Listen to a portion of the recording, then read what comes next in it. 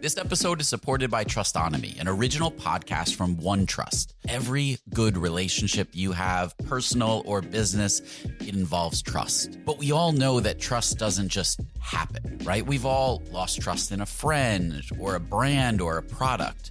Trustonomy is a new podcast that looks at true stories from the past to understand how trust works and what makes it stronger and how to rebuild it when it's broken. Now, you know, I'm a sucker for a good podcast that weaves historical stories and relates it to what's happening today. So I thoroughly enjoyed this Trustonomy episode and recommend that you check that out as well. Search for Trustonomy in your podcast player. We'll also include a link in the show notes.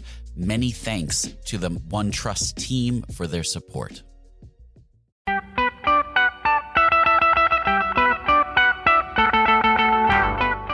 Welcome to the Rocketship podcast. I'm Michael Saka. I'm Joelle Steiniger. And I'm Matt Goldman. Today we talked with Neil Patel. He's worked on a lot of projects, including Crazy Egg, Quick Sprout, and KISSMetrics. And today we got into everything. We've talked about everything from lifestyle marketing to how he juggles them, which really just comes down to hustle, and the differences between running a self-funded and a venture-funded business. What do you guys think? Yeah, this one was pretty cool to hear all the different things he's working on. And the part I found actually most interesting is when he was calling out some of the things that companies keep doing that they're missing the mark on, like not starting to market early enough, not really listening to their customers, just building what they want. Things we all kind of know, but we forget, how prevalent that really is in our industry. Yeah, and he gave some great tips on how to become a contributor at Forbes and Inc. and Entrepreneur.com, which I think anyone can use. And it wasn't based on using his name. It was just a great strategy. So definitely listen for that. We'd like to take a moment to thank our sponsors. Hover makes purchasing and managing your domain simple and easy. This week, I talked to Max from Y Decision about the first website he ever made. So the first site I ever built was my own portfolio website. This is way back in 1998 in San Francisco. I was at a trade show. I met a design company from San Diego. I told them, I'm all into Flash. I'm the best Flash guy ever. They're like, great, why don't you send me your work? I was like, yeah, I'll do that, pretty soon. And then I had a 2-week crash course into Flash, and I made myself a little portfolio website, weird animations, a little bobbly heads, turning on lights, and it was funny. I gotta dig that up. And that got you a pretty big contract, right? No, funny enough, I never heard from them again. Go to hover.com and use the code SATISFIEDCustomers to get 10% off your domain purchase today. HostGator is the easiest way to get your business up and running fast. This week, I talked to their marketing coordinator, Kyler, about the history of HostGator. So we've been around since 2002. Brent Oxley actually created us in his dorm room in Florida. And he was answering tickets in his class. He was doing work at home. Eventually, he just dropped out and decided he really wanted to do this full time. Go to HostGator/promo/Rocketship to get 30% off today. You've heard me rave about CodeShip before. It's because they're an incredible team building an amazing product that makes my days happier and my code more reliable. Recently, they shipped an incredible new feature. It's called Parallel CI, and it allows for faster testing than ever before. Early access customers like Product Hunt have improved their development speed tremendously. If you haven't yet, tell your dev team to start a free trial. They have a super generous free plan, and they also offer 20% off 3 months to all Rocketship listeners. Sign up at codeship.com/Rocketship. Tell us a bit about what you're working on, Neil. So right now I'm working mainly on Crazy Egg, Hello Bar, Quick Sprout, and then I also blog on neilpatel.com, which is a new blog I started. All I'm doing right now is just trying to grow my software companies, right? Get more users using them, trying to figure out how to improve the products, reduce churn. But it's a bit of everything right now. I need to focus a bit more, but I do enjoy working on products that help marketers, solve their problems. And you've been doing this for a long time. Crazy Egg was self-funded. KISSMetrics was, you guys raised venture capital, right? That's correct. So Crazy Egg is self-funded. Hello Bar is self-funded as well. KISSMetrics, we raised, I don't know how much we raised. It's over 10 million, under 20 million, somewhere in that range. And then Quick Sprout, tell us about that. So Quick Sprout is my personal blog. I write about content marketing and just try to help companies grow their traffic. And something that you've written about lately is lifestyle marketing, which I hadn't heard about before. Could you share with us what that little experiment was like and what you learned from it? Yeah, it's actually funny. So out on the web, you see a lot of people posting pictures of Lamborghinis, fancy homes, hotels, etc., right? Mm-hmm. So I thought to myself, what would happen if I actually started leveraging some of this lifestyle stuff, right? So I decided to test it out. I decided to, see if a fancy watch could help me, wearing nice clothes, etc., right? So I started to do a bit of everything to see what would end up happening. Would I end up getting more visitors to my site? Would more people want to do business with me? And it was funny. Sadly, this world is a materialistic place in which if you dress successful, if you act like you have money, people feel you're more successful and they're more likely to do business with you. Now, it doesn't work that way in all regions, such as San Francisco is not that way, but the majority of the U.S. seems to be that way. So what did you see that made you want to experiment that with in the first place? Have you just been seeing specific things or trends going on that made you feel like, hey, let me give this a try and see if there's something here? Yeah, so my buddy Timothy Sykes, who's a stock trader, he's been doing lifestyle marketing for years, and he's like, you should check it out. It's worked extremely well for me. And I've seen his stats and his numbers, and it actually has, right? The proof is in the pudding. What I quickly learned is it doesn't work as well for me as it does for him, because his business is a consumer-facing business, while my customers are mainly B2Bs, right? Other businesses.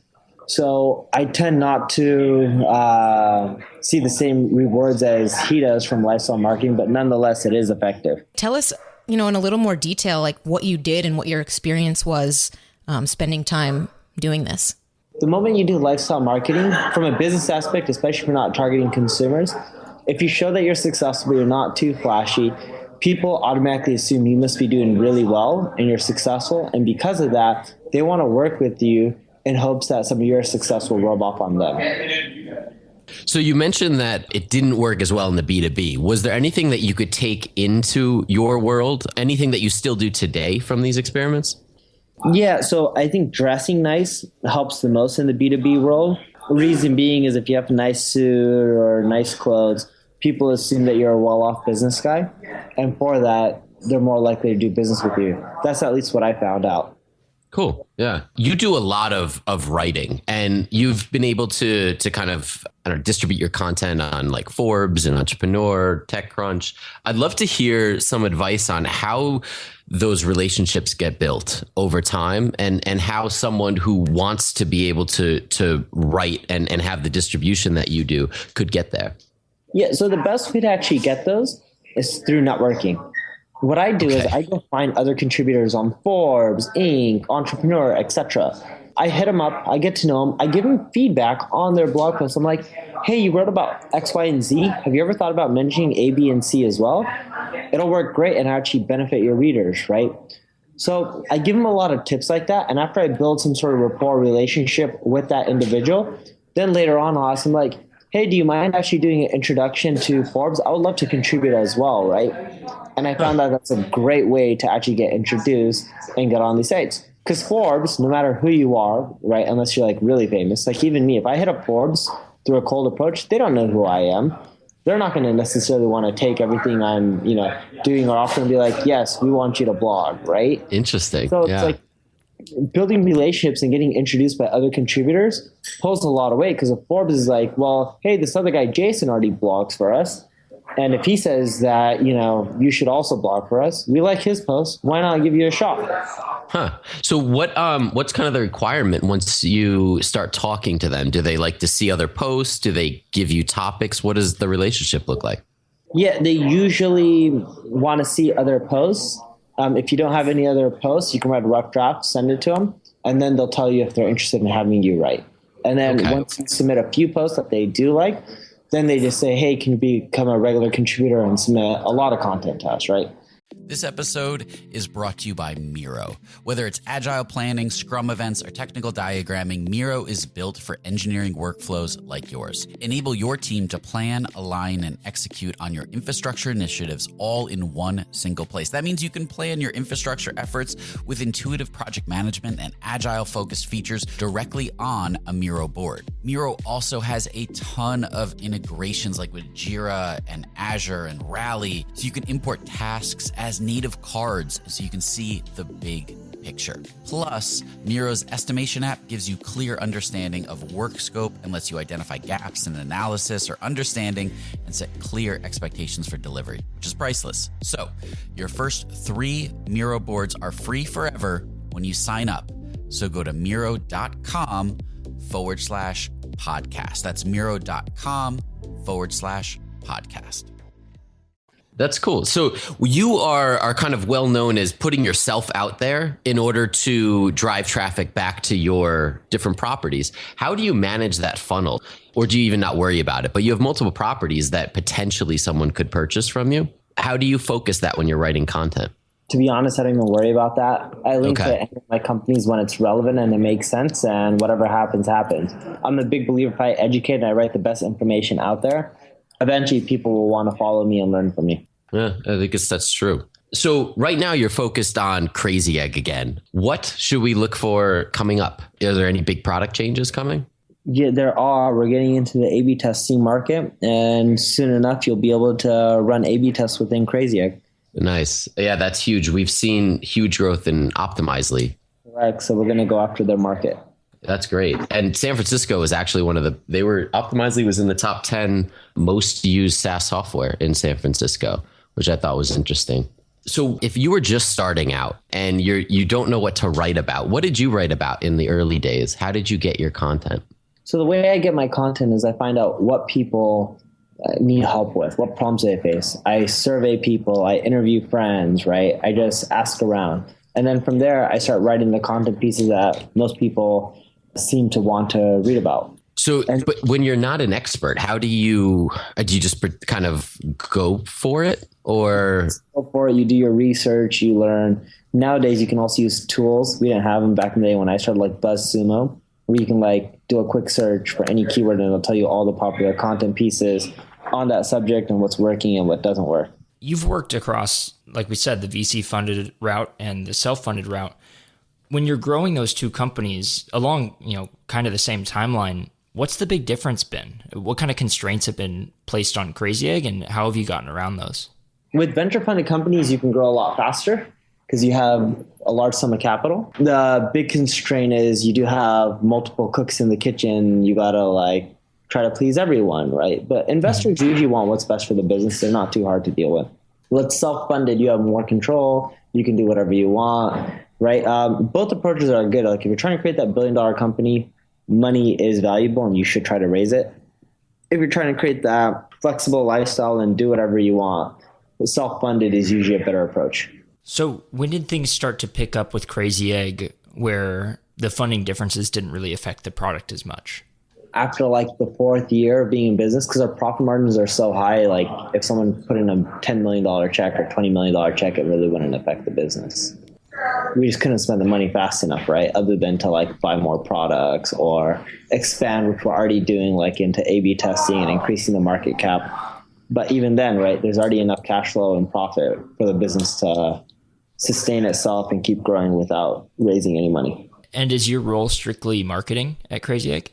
My role at Crazy Egg is a bit of marketing, bit of sales, right? Because we have a sales team, and strategic, working with the product team, making sure that the direction is good, and also help coming up with A/B tests and ideas. When did you guys form the sales team? At what point? We formed it late. It's only been a year or so. So we should have formed it 3-4 years ago, but we were late into doing it. It's something that we've thought about for our own product, and that I know a lot of the listeners are really focused on sales. Do you have any tips that you would give to people who are starting a team as far as who to start with, or commission structure, or incentives? Yep. First, start out selling yourself. You can learn all the objections and problems customers or potential customers may have. Once you figure out how to answer all of them, then go find 2 salespeople. Never one. I like doing 2 so that way they can compete against each other. Find someone who's hungry, doesn't require a huge base, someone who's ideally savvy enough that they understand your space, and yet they have good communication and sales skills. Train them, be on calls with them for the first 30 days, help them close. And then from there, see what happens. And as it grows, you can keep adjusting and tweaking the process. What kind of sales incentives do you put in for SaaS? Is it a percentage of the sale? Yeah, you can. It depends. Like if you're in San Francisco, your base is probably going to be like $5-6 grand a month per sales rep, plus commission. That could be another $5-6 grand a month. Sometimes it's even more on both ends. And how expensive does the product have to be to really justify a sales team, or to get it so that a sales team would be incentivized to sell it? It ranges. Like you can even make money off of sales even at $1,000 product. I like sticking with products that are at least a few $1,000s and upwards, but you can make it profitable even at $1,000 ticket price. Okay. So you still do a lot of consulting. How do you have time in the day to still consult for some of the big clients that even you mentioned in the lifestyle business? Yeah, I don't consult too much, actually. I get a ton of inquiries. I just don't take on projects. It's rare that I even take on one customer a month. Oh, okay. Okay. Balancing your time between all these different projects is one thing, but how do you change your mind frame from one to another? Do you physically go to a different space when you're working on Quick Sprout versus writing for your blog or working on Hello Bar? Or do you have some kind of method that helps you get your brain in the right place for switching gears? I don't really have that problem. I just crank. I think everyone's blessed with the gift, and I've been blessed with the gift that I'm pretty decent at business, and I just crank and work. But then also the downfall is I have a hard time getting in the mindset of relaxing or taking a vacation or taking a break. So it doesn't matter what project I'm doing. I just love business in general. So I'm just able to crank. And you work with Heaton on all three of those projects? That's correct. Heaton is one of the owners of Quick Sprout as well. We're equal partners in everything that we do. And he's your brother-in-law, right? That's correct. He married my sister. And that's how I met him. My sister introduced us. What was it like before you met Heaton? What kind of stuff were you working on back then? And what changed when you started working with him? We were doing the same stuff. When I met him, I was 12 years old. When we started working together, I was 16. So I was a young kid. I was just in high school. But our first business was a consulting company. We did that together. And what happened with that? It grew and we just kept expanding, but neither him or I like consulting, so we tended not to do much of it. Yeah, that's a common story. And so you used the money that you made from that to fund the next projects? The software companies. Yep, you got it right. And that was crazy. It was the first one. And what did you like about the software companies that you didn't like about consulting? What I liked about the software companies is you get reoccurring income. It's steady. And, once you get a customer, they keep paying you for a very long time, assuming you built a good product. So if you were starting over today, building something similar to Crazy Egg from scratch, and you didn't have an audience, how would you start out? The way I would start out is probably paid advertising, guest posting, social media. So probably one of those three places. I would also try to do partnerships where people drive customers. Like, for example, there's hosting companies like HostGator and GoDaddy who don't have high margins. They'll gladly push customers over to you for a percentage of your revenue. So you're talking about building out an integration and ending up in their app store. That's correct. Or affiliate program or partnership, right? Stuff like that. Yeah. And then you're with the paid channels and social channels, you're basically trying to find people to talk to determine if you're on the right track. That's correct. Yes. Did you guys do that when you started Crazy Egg, or was that something that you learned later on down the road? Sadly, I learned it later down the road. I wish I knew it all before I was starting Crazy Egg. You're working on a lot of different kinds of projects. So your experience is definitely ranging from, the blogging content marketing side of thing to the paid side, self-funded, funded. What do you see a lot of people missing the bar on? I know that's kind of a broad question because everyone's working on, a whole spectrum of things, including yourself. But are there a couple things you can think of off the top of your head that you see early stage companies doing time and time again that you just kind of go, oh, dope, not again? There's not one thing. It's a lot of things. Most of them fail on creating products that are easy to use, right? I still see a big problem with that. Two is a lot of companies are creating products that are too feature rich, and then most people don't use any of the features. Three, a lot of companies aren't focusing on marketing early enough. You can create a blog, a corporate blog, even before your product launches. Why not build an audience that way when you have your product, you can market to that audience, right? So those are some of the big mistakes that I'm seeing. Also, a lot of people are stuck in their ways. They're building what they want versus understanding what their customers want. And instead of just asking customers hey, what do you want, and just building it, you actually got to understand the root of the problem, why they face it. And then you got to try to come up with the most ideal solution. Customers don't always know, or people don't always know what their ideal solution is. but they do know what their problem is. So you got to help come up with the ideal solution and not just rely on them to just tell you, hey, solve this or do this for me. And does that vary customer by customer, or do you guys have a process that's helped you get that information out and then act on it, in a way where you're not getting pulled in different directions? It varies customer by customer, right? You just got to pull out the information from them, and then you have to come up with the solutions on your end and then go back to them and then figure out if it's actually a good solution or not. When you're talking about blogging and starting to build an audience before you have a product, these are the things that people were talking about years ago. And, we've used them to our advantage and they've worked.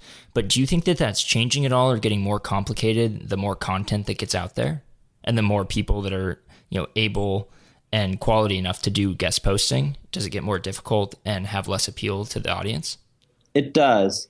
As time goes on, the interesting thing, actually, if you think about it, with all the stuff that's going on the web is like there's a shift, right? In which what's interesting to people now may not be interesting years from now. Everyone's doing content marketing. What was valuable 5 years ago is like, oh, that's just decent content now. That's not great information. Like, things are changing. You got to keep up with the times and keep adapting and try to improve everything that you're trying to do and just take it to the next level. So what do you think the next thing is as this starts to fade away? I don't know what the next thing is.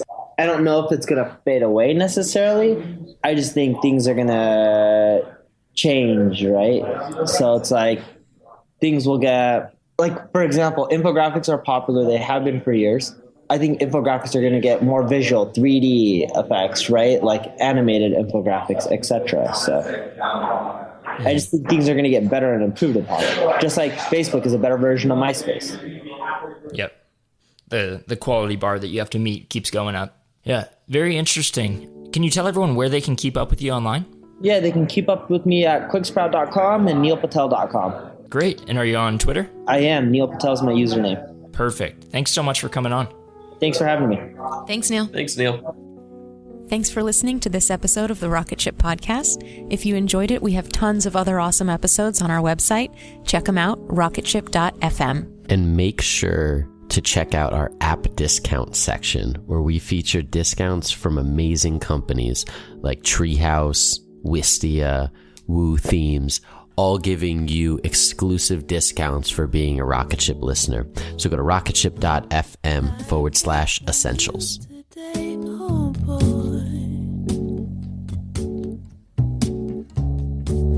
About a lucky man who made the grade. And though the news was rather sad, well, I just had to laugh.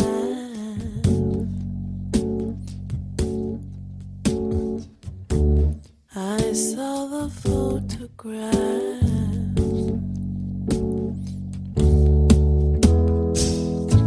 He blew his mind out in a car.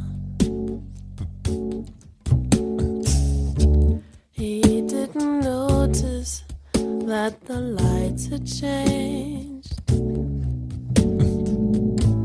A crowd of people stood and stared. They'd seen his face before. Nobody was really sure if he was from the House of Lords. I saw a film today, oh boy. The English army had just won the war. Are you looking for a podcast that'll make you laugh? You came to the wrong place. That's not us. That's not us. Well, it is. We are a husband and wife who chat about raw, real relationship topics. Like sex. Like money. Like marriage and kids. But we're not afraid to talk about how your newborn baby probably isn't as cute as you think it is. If you're in need of entertainment while you're driving to work, because that sucks, we can join you in the suckage, kind of like being in your ear. Not physically. So if you want to laugh, come check us out. Come check us out. Brought to you by the Laughing Couple Podcast. I'm Dr. Ray Wingrant, wildlife ecologist and host of the award-winning podcast Going Wild, produced by Nature on PBS. In the brand new season of Going Wild, we're tackling the big question, how can humans look at our relationship to nature differently? And with the help of special guests like Christian Cooper, host of Nat Geo's Extraordinary Birder, and Ayanna Elizabeth Johnson, co-creator of the How to Save a Planet podcast. Follow Going Wild with Dr. Raywin Grant on your favorite podcast app.